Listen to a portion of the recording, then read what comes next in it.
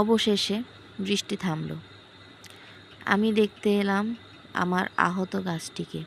যাক, আলহামদুলিল্লাহ, গাছটি ভেঙে যায়নি, এখনও টিকিয়ে রাখার মতো সুযোগ আছে। আমি এখানে সামান্য একটু সময় ছাড়া আর কিছুই ইনভেস্ট করিনি। শুধুমাত্র একটা ফুলের বীজ এনে লাগিয়েছিলাম, তাতেই আমার ভীষণ খারাপ লাগছে।